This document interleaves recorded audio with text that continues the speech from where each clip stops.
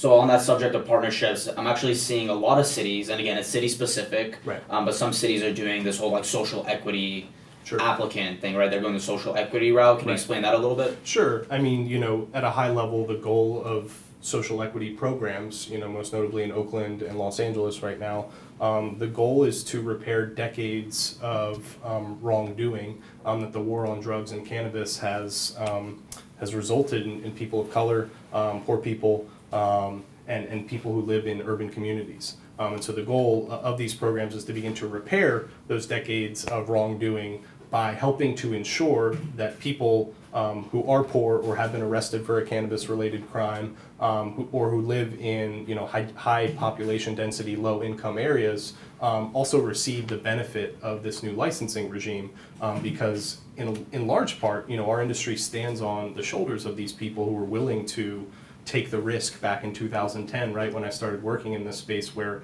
there wasn't legitimate cannabis business, and frankly, it was just, we called it earning your stripes, right? If you were a cannabis operator from 2010 to 2017, it was almost inevitable that you were going to face some type of issue with the law, whether or not you were operating in a compliant fashion at the time.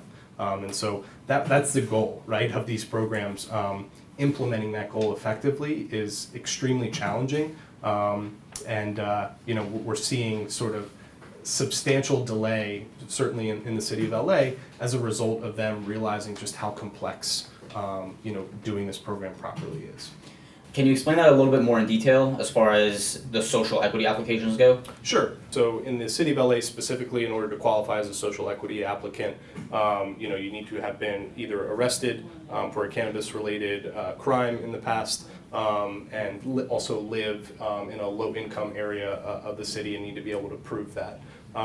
Specific to the actual application itself and the ownership of the social equity license sort of falls into several tiers. You either need to own 50% of the actual license that you're applying for, or there's another tier that only requires you to own 33% of the license you're actually applying for.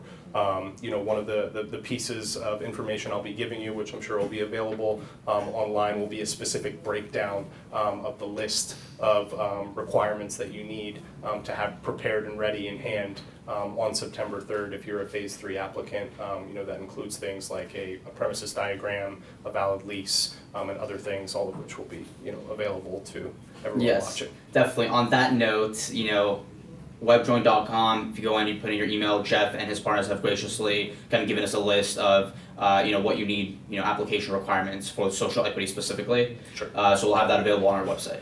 So we know, like in the city of LA at least, there are 100 retail licenses that are currently available. Sure. And there's going to be another 150 coming out next year. That's correct? Absolutely, that's correct. Yeah. Okay. So they haven't set a date for that second wave of 150 yet, because we're sort of dealing with this Phase 3 process, which will happen on September 3rd. And I think the best practical advice I can give to all of our clients who's applying for Phase 3 is get the best possible Ethernet connection that you can afford, because it's going to be on a first-come, first-served basis specific to when the applications are reviewed, but it's not a physical inline application process. It's going to be electronic only. And the difference in 5 minutes of turning your application in could potentially be the difference in whether you're number 10 or number 100 in the reviewing process. And so it sounds silly and goofy to invest in a fast internet connection, but that's actually going to be a crucial